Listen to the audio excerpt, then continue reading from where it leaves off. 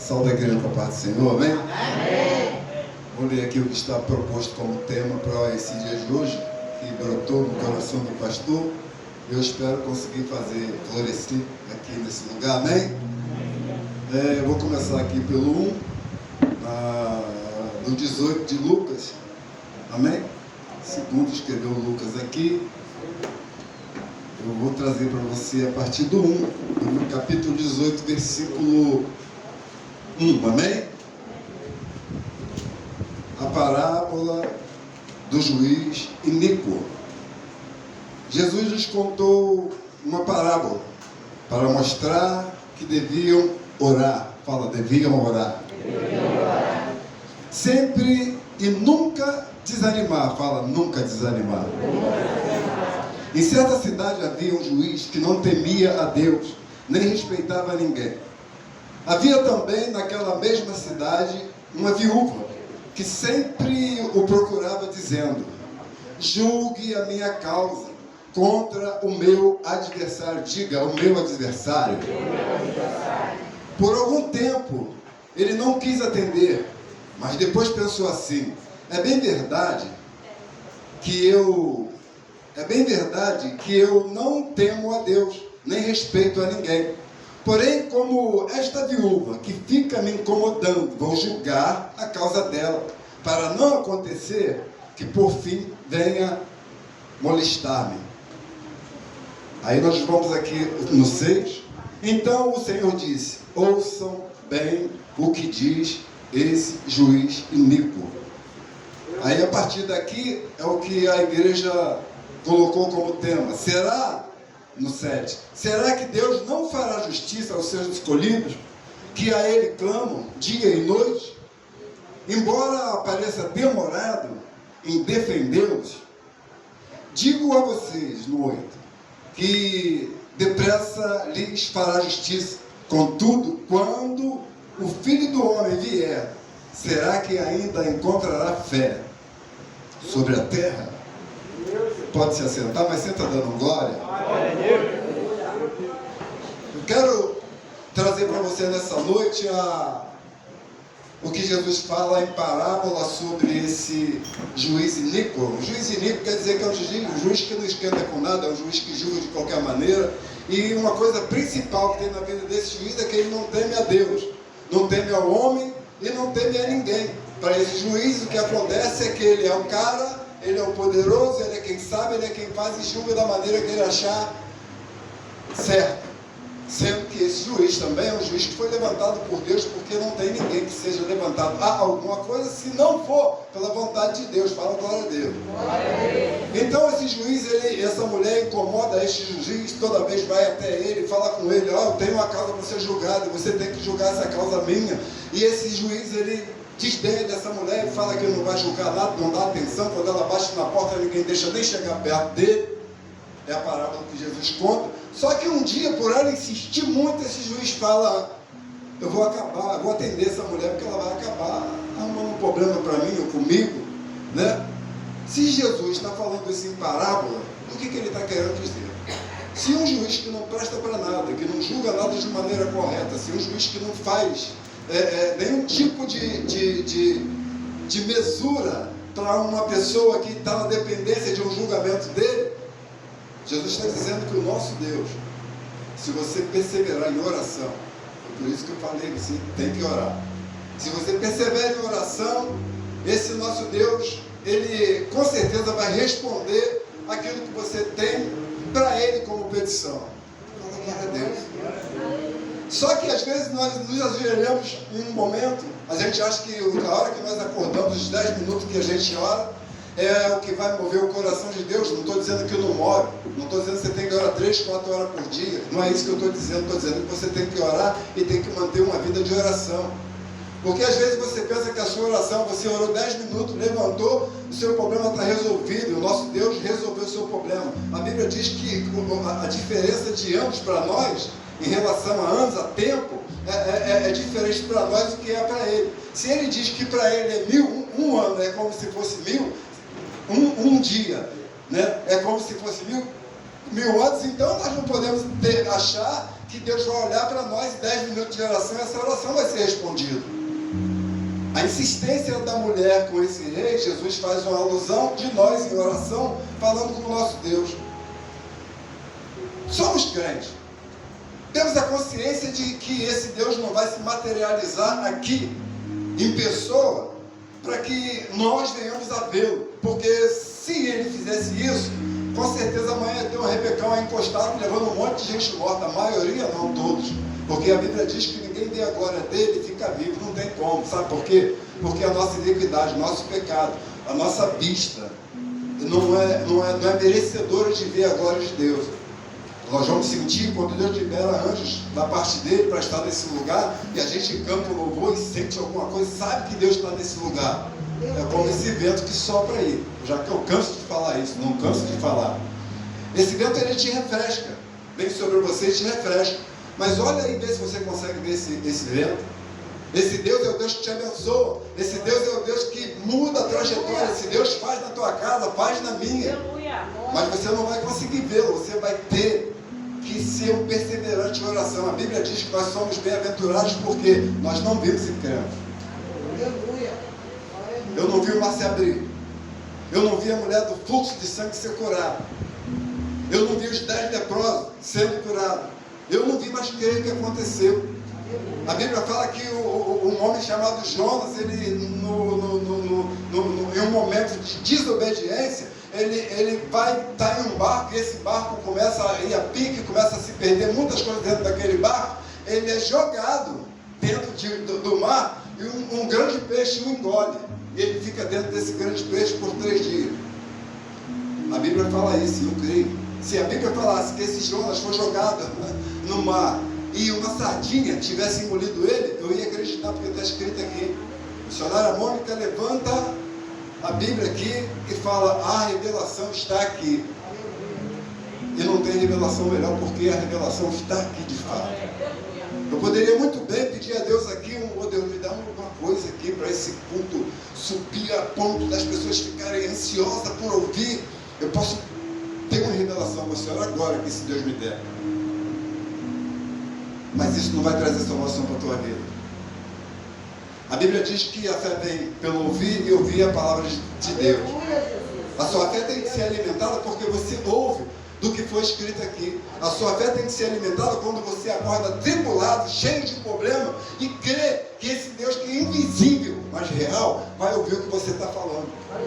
A gente tem que crer que essa igreja, do jeito que está aqui hoje, se cada um aqui levantar um clamor, se cada um aqui fizer uma oração, ele, pela onipotência dele, pela onipresença dele, ele vai ouvir a oração de cada um aqui. E ainda vai fazer melhor, vai mandar anjos daqui para colher a tua oração e levar até o trono dele. Agora, quanto à resposta dessa oração, não sei quanto tempo leva. Essa mulher diz aqui que nós devemos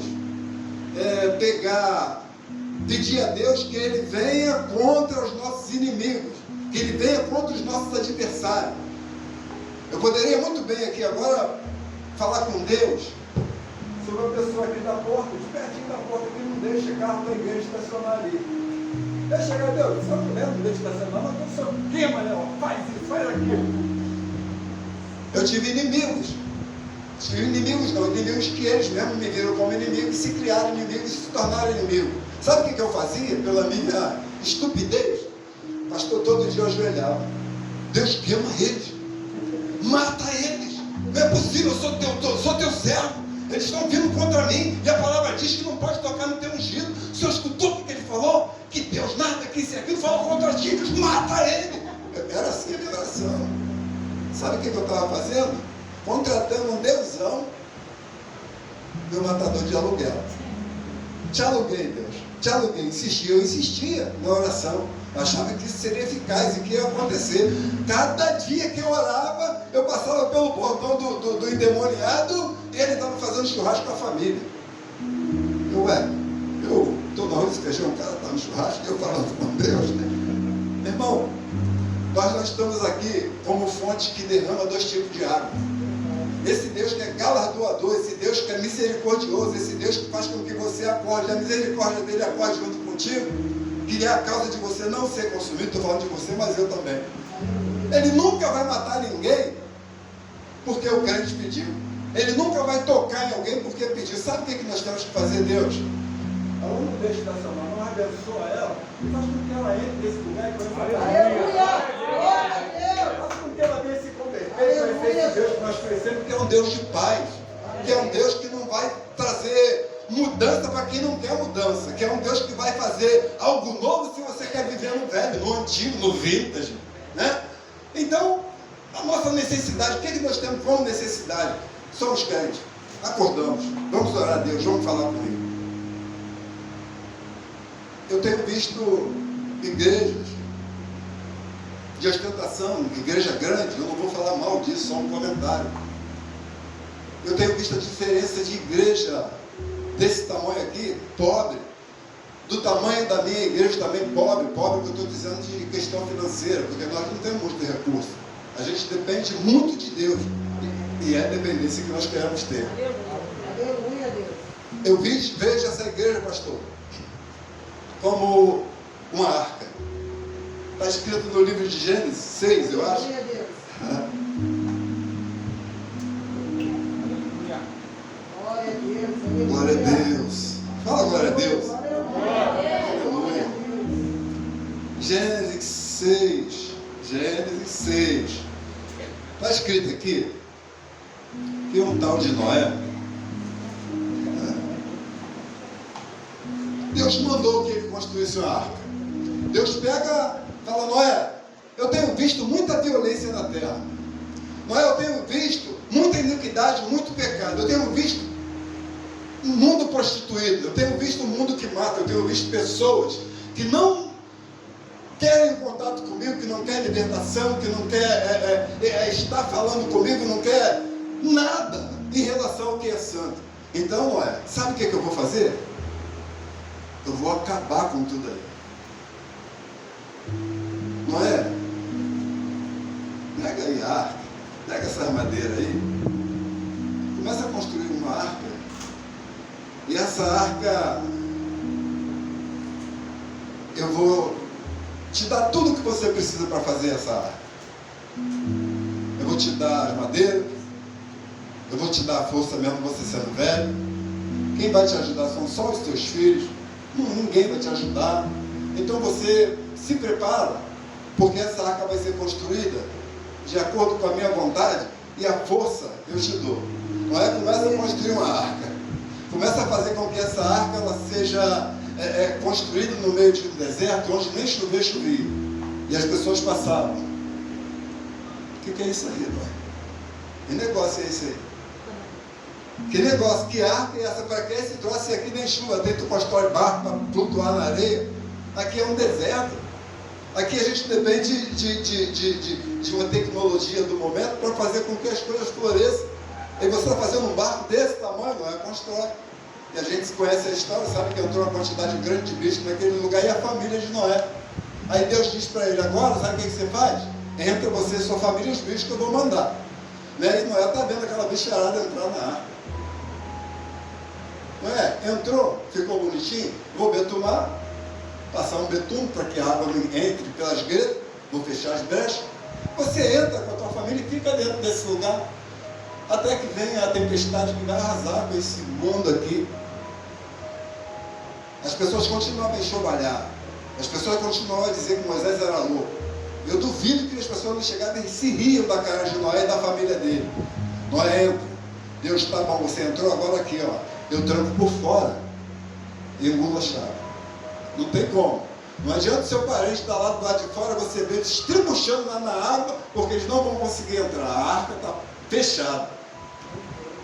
Aí eu falo sobre essas igrejas que hoje o que manda lá é revelação, o que manda lá é ostentação, o que manda lá é um monte de coisa que não louva a Deus. Aí eu comparo a nossa igreja, pastor, esse lugar.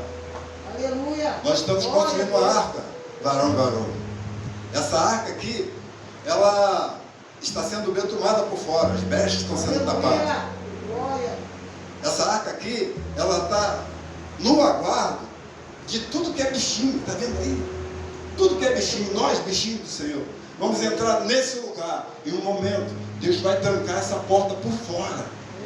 Porque depois que ele voltar não adianta. A Bíblia fala assim, e toda língua confessará, todo joelho se dobrará. Aleluia. Sabe o que eu penso disso? Não canso de falar isso também.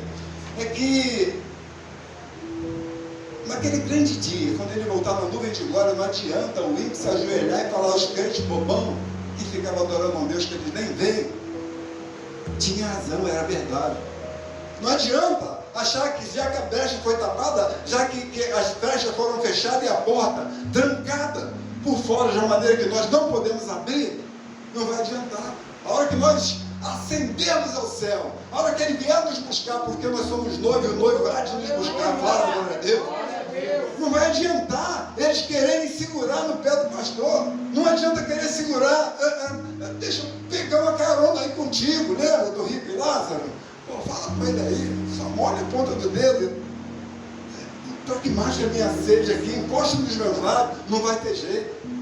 Eu não canso de falar também que lá no inferno, o ranger de dente é verdadeiro. O fogo vai queimar, o bicho vai ficar incomodando a quem não conhecer esse Deus como Deus verdadeiro. Vai descer, vai queimar, vai ficar lá no fogo eterno. E o ranger de dente, eu já disse, se você não tiver dente natural, se o seu dente for dentadura, se você for banguelo, não tem jeito. Vai estar rangendo dente naquele lugar. Eles dizem lá que vai queimar no mármore do inferno. Eu não sei se tem mármore lá, porque inferno não é lugar de ter mármore. Eu sei de um lugar que tem luz de ouro. Eu sei de um lugar que ele subiu para preparar a morada para nós. Eu sei de uma promessa que ele faz para nós, de um dia nós estarmos lá em cima, perto dele, do lado dele, vendo a face do nosso Deus. E isso é que é interessante para o crente. Mas a Bíblia também diz que haverá joio no meio do trigo. A Bíblia diz que do povo dele, ele vai tirar um pouco. A Bíblia diz que é mister que o joio cresça junto com o trigo. Porque nós, pela incapacidade que nós temos de discernimento, se a gente arranca, tenta arrancar o joio, a gente pode estar arrancando o trigo e jogando fora. Eu costumo dizer que se tem um evangelista melhor para que a gente... Evangelista nós temos raiva, eu tenho e até odeio, mas o melhor evangelista que tem é a Rede Globo. Você liga lá no hora 1, 5 horas da manhã, ele vai logo te dizer, ó, agora tem chamada toda hora.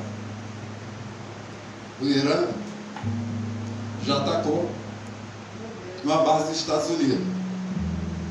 Os Estados Unidos atacou uma base do Irã.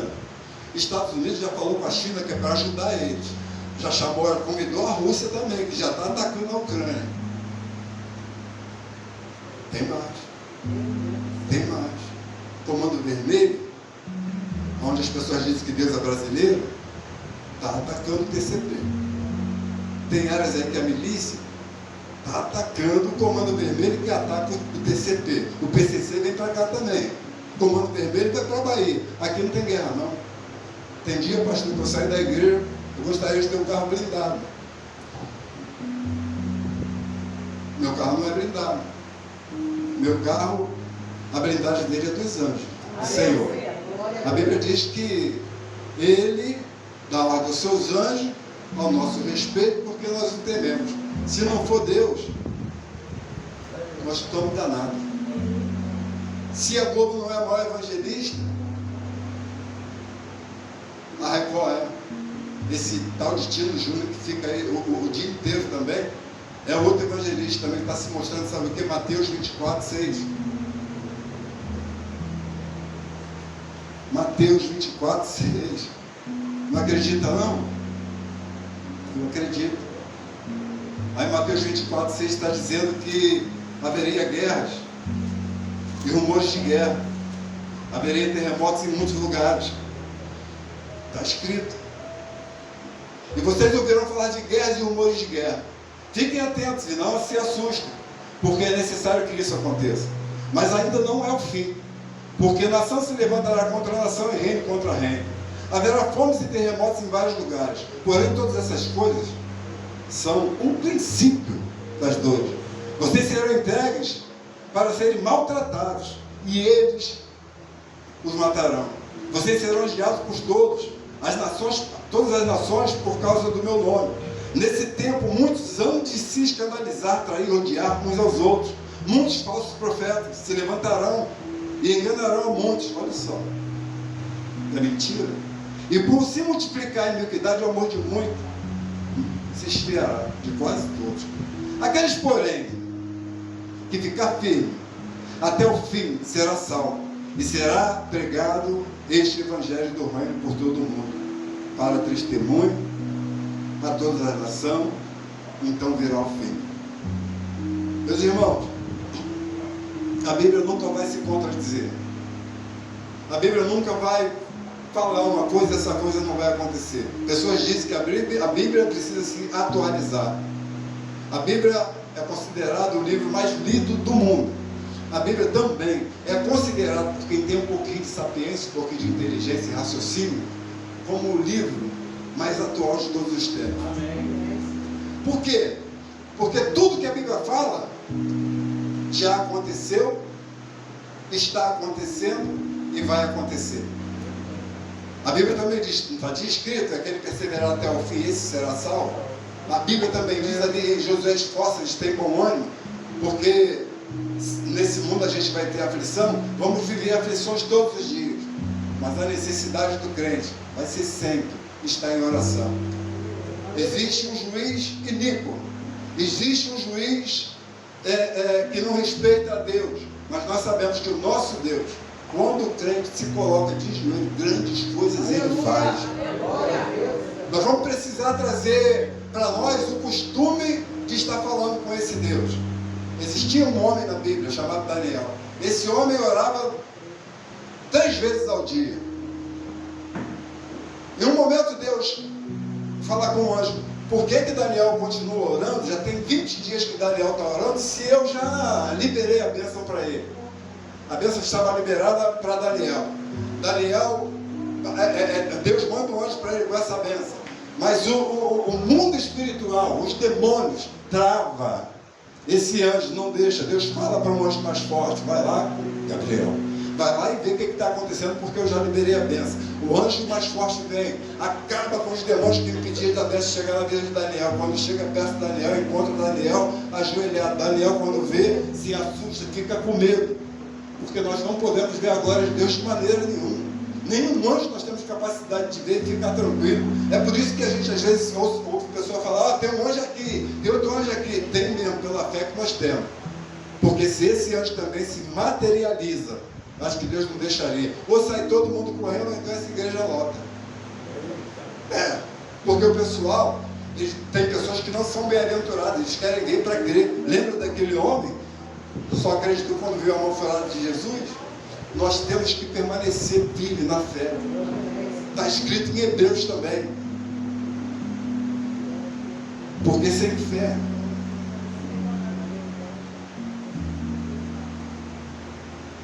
está escrito. Hebreus 11. Atenção aqui no 6.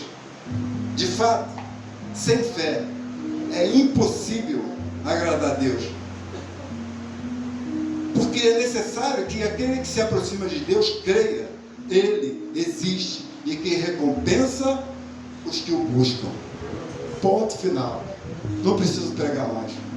Aleluia. Creia você que se amanhã,